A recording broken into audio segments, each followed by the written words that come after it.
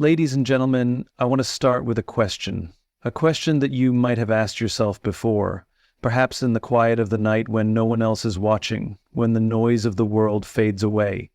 How do we walk alone with God every day?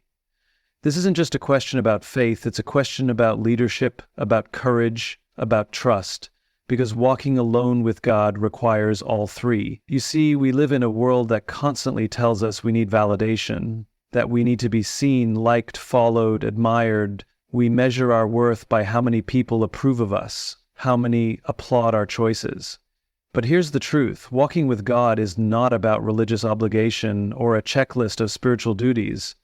It is a deeply personal journey built on trust, love, and relationship. To walk alone with God every day, we must begin with a foundational question. Why do we choose to follow Him? Why do we seek His presence when the world offers so many distractions? Why do we trust Him, especially when the road ahead is uncertain? Many people struggle in their faith journey because they have never answered this question for themselves. They may have grown up in a religious environment, attended church, or followed certain traditions, but if their faith is based on routine rather than relationship, their walk with God will feel like a burden rather than a blessing. Walking with God daily begins with knowing who He is, not just in theory, but in experience. God is not distant. He is not an abstract concept or a silent force in the universe. He is personal, He is present, He is a father, a guide, and a friend. When we understand His character, His goodness, His faithfulness, His love, we begin to walk differently. We stop seeing our faith as a duty and start seeing it as a privilege. The reason many people struggle to stay consistent in their spiritual walk is that they focus more on what they should do rather than why they are doing it. But when the why is strong, the how becomes easier. Think about a child learning to walk. They don't walk because someone commands them to. They walk because they trust the arms that reach out to them. They walk because they see the love in the eyes of the one calling them forward.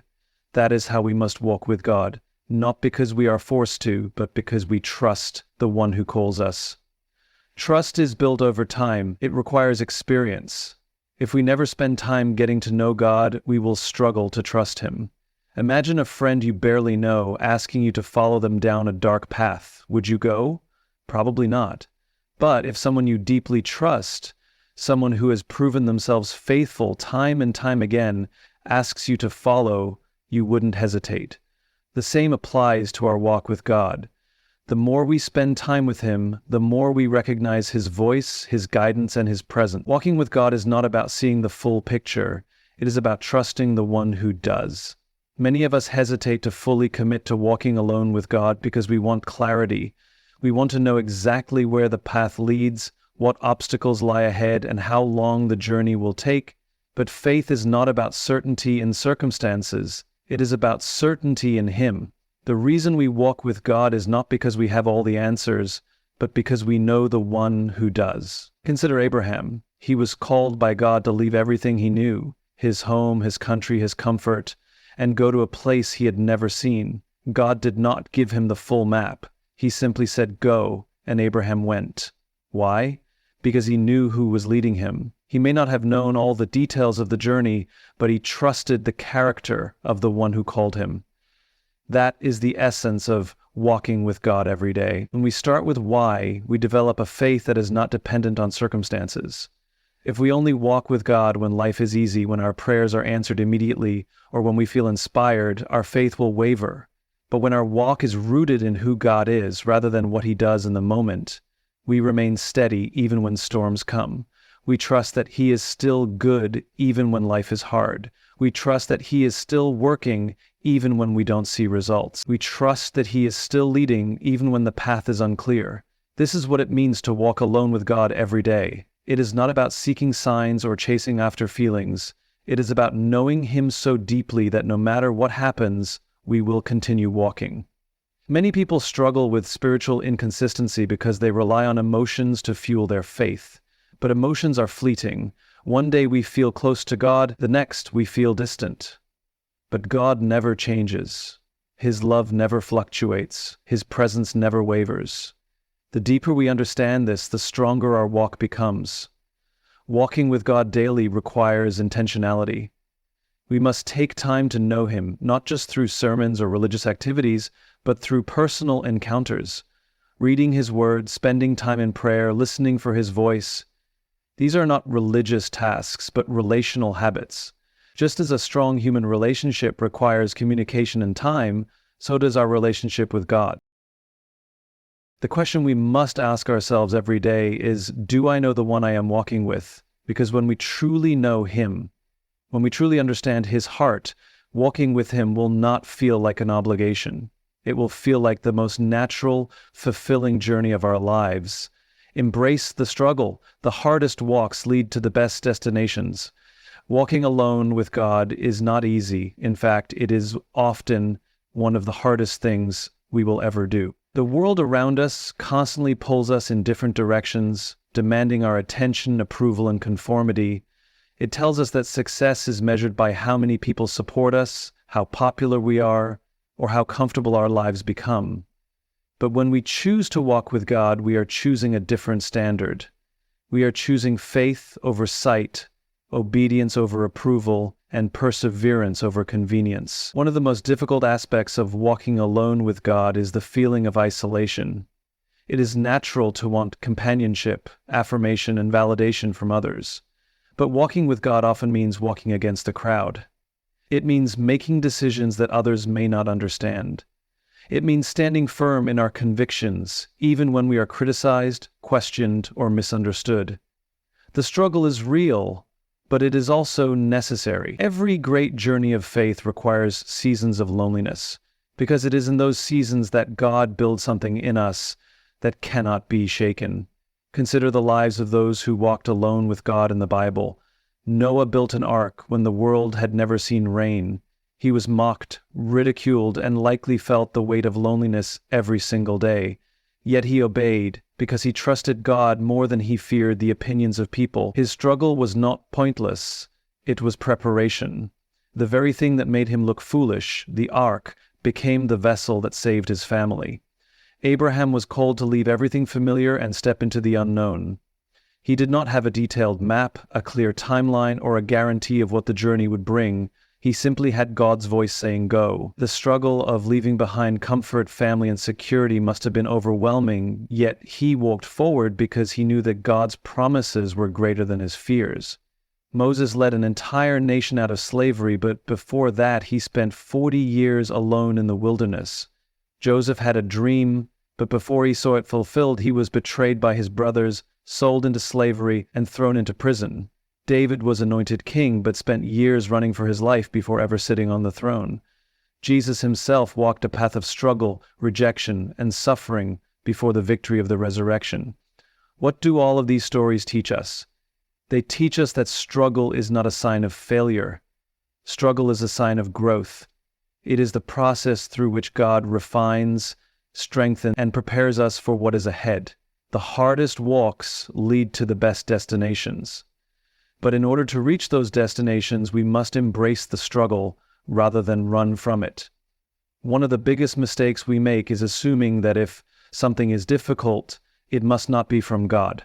We believe that if we face resistance, if we experience loneliness, or if the journey feels heavy, then we must be on the wrong path.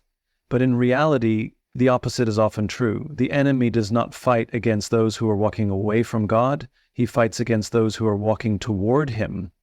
When we embrace the struggle, we begin to see it differently. Instead of asking, "Why is this happening to me?" we start asking, "What is God teaching me through this?"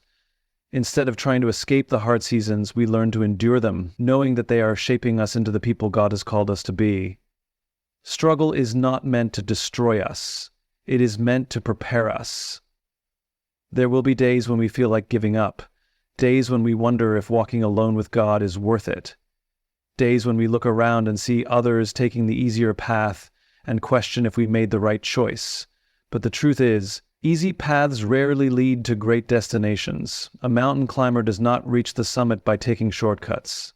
The journey is steep, exhausting, and at times painful, but every step of struggle brings them closer to the breathtaking view at the top. Likewise, our walk with God is a climb. It requires perseverance, it requires trust, and it requires the willingness to keep going even when every part of us wants to quit. Walking alone with God means choosing the narrow road when everyone else chooses the wide one.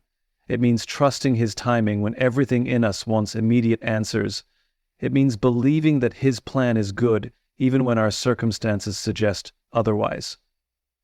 The struggle is real, but so is the reward. God never allows us to walk through struggles without a purpose. Every trial, every lonely season, every unanswered question is part of a bigger picture that we cannot yet see. The enemy wants us to believe that our struggles are meaningless, that our pain is wasted, and that our sacrifices are in vain. But God sees every tear, every prayer, and every act of obedience. Nothing is wasted in His hands. The best destinations are not for the faint of heart. They are for those who are willing to keep walking even when the road is rough. They are for those who trust that God's promises are worth more than temporary comfort. They are for those who understand that struggle is not the end of the story. It is the preparation for something greater. So, when the journey feels lonely, when the struggle feels unbearable, but when the road ahead looks uncertain, remember this: the hardest walks lead to the best destinations. And if God has called you to walk, keep going, because on the other side of the struggle is a promise far greater than anything you could ever imagine. Show up every day, small steps, big faith. Walking alone with God is not about grand gestures or dramatic moments of faith. It is about showing up every single day, taking small steps, and trusting that those steps will lead to something greater. Too often we think that faith is built in big, defining moments. The breakthroughs, the miracles, the mountaintop experiences. But true faith is built in the ordinary, in the unseen, in the consistency of daily devotion. One of the biggest challenges people face in their walk with God is inconsistency. It is easy to be excited about faith when we feel inspired, when everything in life is going well, or when we have just experienced a spiritual high. But what happens on the days when we don't feel like praying, when we open the Bible and the words don't seem to speak to us, when life is hard and God feels distant? These are the moments that define our walk, because faith is not about how we feel, it is about showing up no matter what. Think about any strong relationship, a marriage, a deep friendship, a family bond. What makes those relationships thrive? Not just the big moments, the anniversaries, the vacations, the celebrations, but the small daily investments. A marriage is not strengthened by one grand romantic gesture, but by the simple act of showing up every day, listening, communicating, serving, and staying committed even when it is difficult. Our relationship with God works the same way. God is not looking for perfection. He is looking for consistency. He knows that we will have days when we are weak, when we doubt, when we struggle. But He is not asking for flawless faith. He is asking us to keep showing up, to wake up every morning and say, God, I am here. To open His Word even when we don't have the right words, to trust even when nothing makes sense. The more we do this, the stronger our faith becomes. One of the greatest lies we believe is that small steps don't matter. We think that if we can't spend hours in prayer, it's not worth praying at all. If we can't read multiple chapters of the Bible, it's not worth reading a few verses. If we don't feel spiritually strong, it's not worth trying. But this mindset is dangerous because it leads to stagnation. The truth is, small steps lead to big faith. Consider how physical strength is built. No one walks into a gym, lifts weights for one day, and expects to be strong. Strength comes from repetition, from showing up consistently, from pushing through the days when we don't feel like it. The same applies to our spiritual life. A strong faith is not built in a single moment of inspiration. It is built through daily discipline. The enemy knows that if he can make us stop showing up, he can weaken our faith. That is why he fills our minds with excuses. I'm too busy. I don't feel close to God right now. I'll start again tomorrow. But every time we put off spending time with God, we make it harder to come back. That is why we must commit to daily steps, no matter how small.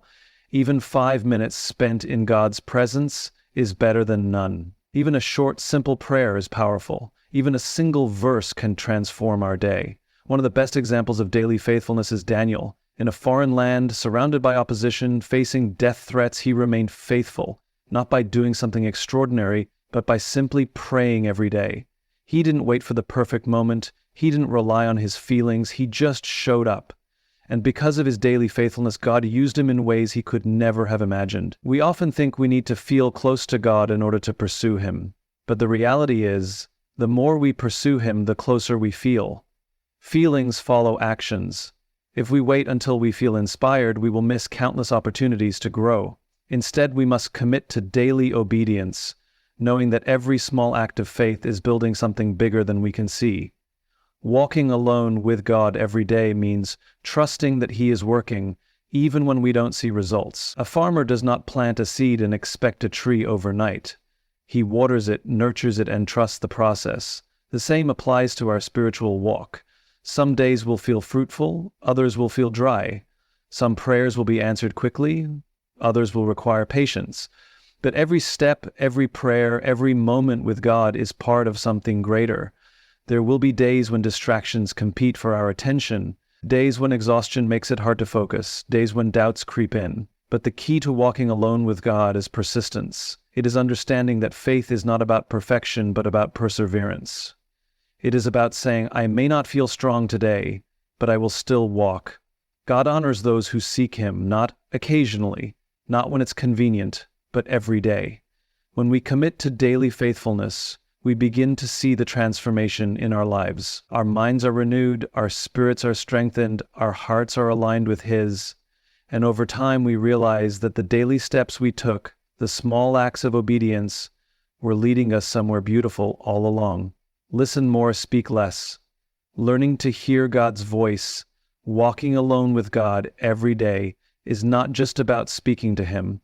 It is about listening to him. Too often, our relationship with God becomes one-sided. We pray, we ask, we pour out our frustrations, and then we move on. But if we are not taking the time to listen, we are missing one of the most powerful aspects of our walk with him. God is always speaking, but the question is, are we listening? Hearing God's voice is not about receiving loud, dramatic revelations. It is about developing a heart that is tuned to his presence, a spirit that is sensitive to his leading, and a mind that is quiet enough to recognize when he speaks. In today's world, silence is rare. Our lives are filled with noise, social media, entertainment, responsibilities, distractions. We are constantly connected to everything, but often disconnected from the one who matters most. If we truly want to walk with God, we must learn the discipline of silence, of stillness, of creating space for him to speak. One of the biggest misconceptions about hearing God is that it requires some supernatural event, an audible voice, a burning bush, a miraculous sign. While God can speak in dramatic ways, he often speaks in whispers. He speaks in the quiet moments, in the still small voice, in the nudging of the Holy Spirit. Elijah experienced this firsthand. He expected to hear God in the wind, in the earthquake, in the fire, but God was not in those things. Instead, he spoke in a gentle whisper, and that whisper was enough. God's voice is not always what we expect, but it is always what we need. Sometimes he speaks through his word, bringing a verse to life in a way that directly applies to our situation. Sometimes he speaks through circumstances, opening doors or closing them to guide our path. Sometimes he speaks through people, using wise counsel to confirm what he is already stirring in our hearts. And sometimes he simply speaks through peace, the deep, unshakable assurance that we are exactly where we need to be. The key to hearing God is not striving, it is surrender. It is not about begging him to speak louder. It is about quieting ourselves enough to hear him clearly. The reason many of us struggle to hear God is not because he is silent, but because we are too distracted. We rush through life without pausing to ask, God, what are you saying? We fill our prayers with words without ever stopping to listen for his response. But real intimacy with God is built in the quiet moments, in the stillness, in the places where we choose to slow down and simply be with him. Jesus modeled this beautifully. He often withdrew to quiet places to pray, not just to talk to the Father, but to listen. If the Son of God, who was one with the Father, still prioritized moments of stillness, how much more do we need them? When we carve out time to be still before God, we create space for Him to reveal His heart, His wisdom, and His direction for our lives. Hearing God requires intentionality. It means setting aside distractions, turning off the noise, and making time to be in His presence.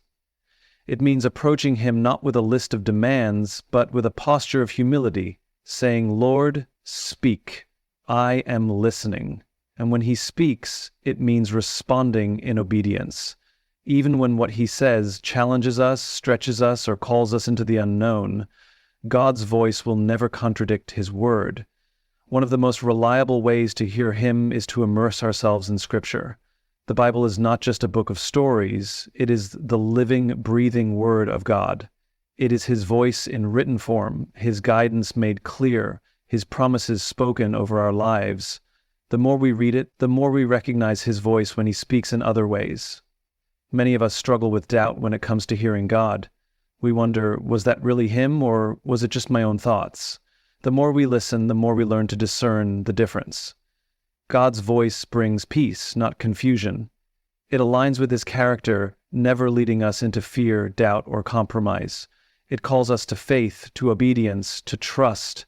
And the more we listen, the more confident we become in recognizing His leading. There will be times when God seems silent, and in those moments, we must remember that silence is not absence. Just as a teacher is quiet during a test, God's silence often comes when He is teaching us to trust what He has already spoken. When we don't hear anything new, we hold on to what we already know, that He is good, that He is faithful, that He is with us. Listening to God is not about seeking constant revelations, but about developing a lifestyle of communion with Him. It is about waking up each day with an open heart, inviting Him to guide our steps, and trusting that He will make His voice known in His perfect timing. The more we practice listening, the more we realize that God has been speaking all along. We just needed to slow down enough to hear Him. Trust the process, God's timing, not yours. Walking alone with God every day requires deep trust. Trust that His timing is perfect. Trust that His plans are good. And trust that even when we do not understand what He is doing, He is still in control. One of the greatest challenges in our faith journey is surrendering our need for immediate results and learning to walk in step with God's process. We live in a world that values speed.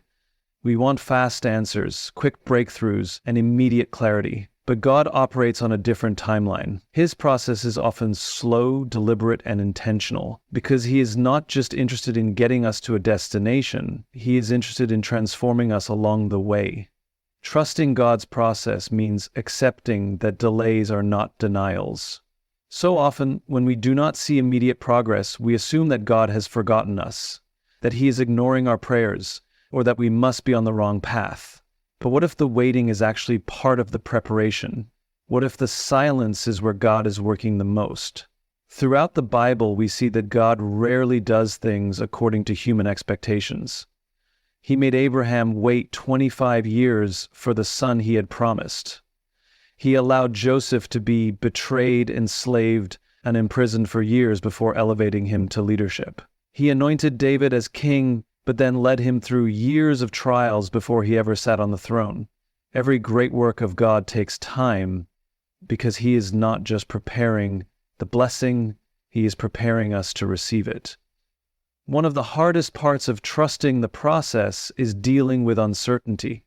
When we do not have all the answers, when we cannot see what is ahead, it is easy to fall into fear and doubt. We want God to show us the whole picture, to give us a clear roadmap, but He rarely does. Instead, He gives us just enough light for the next step. He calls us to trust Him, not because we understand everything, but because we know His character.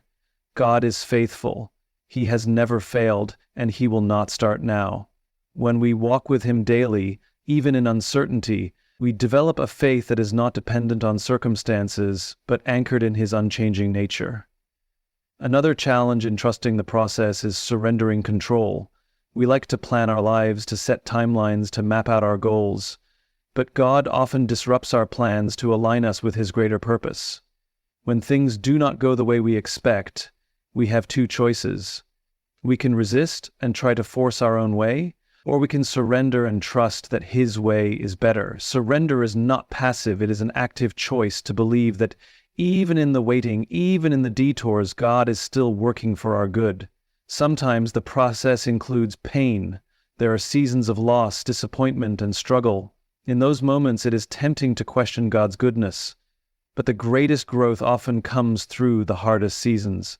Just as gold is refined in fire and diamonds are formed under pressure, our faith is strengthened through trials. If we try to escape the process, we miss the very thing God is using to shape us. Instead of asking, "Why is this happening to me?" we must learn to ask, "God, what are you teaching me through this?"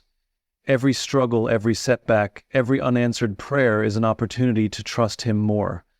God's timing is not just about delays, it is about perfect positioning. Sometimes what seems like a delay is actually divine protection. Sometimes what feels like a setback is actually a setup for something greater. The doors that do not open, the opportunities that seem to slip away, the relationships that end, these are not accidents. They are part of God's intentional process to bring us into His best for us. If we could see what He sees, we would not worry, doubt, or fear. We would simply trust. One of the most beautiful aspects of walking alone with God is learning to rest in His timing. Instead of striving, we learn to abide. Instead of rushing, we learn to wait well.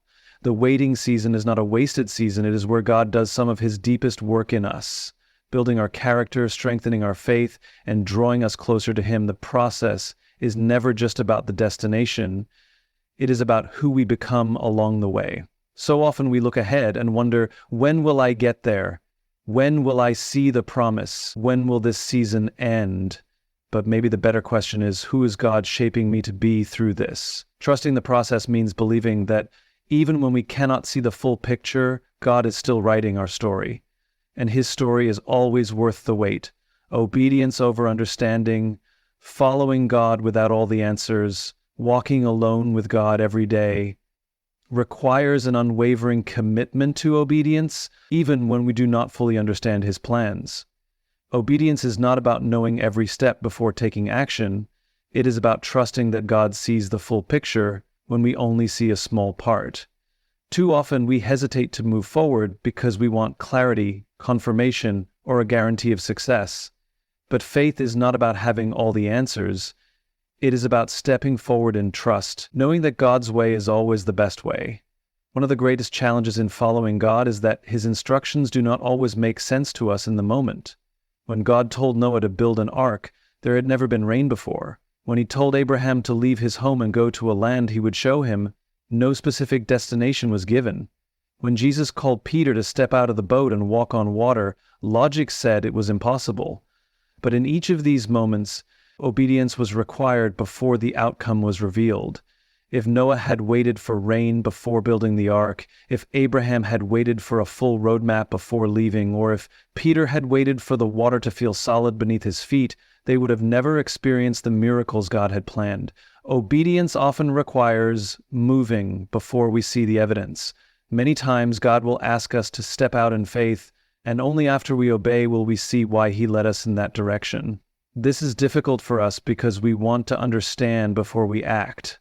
We want all the details, all the assurances, all the confirmations. But God rarely works that way.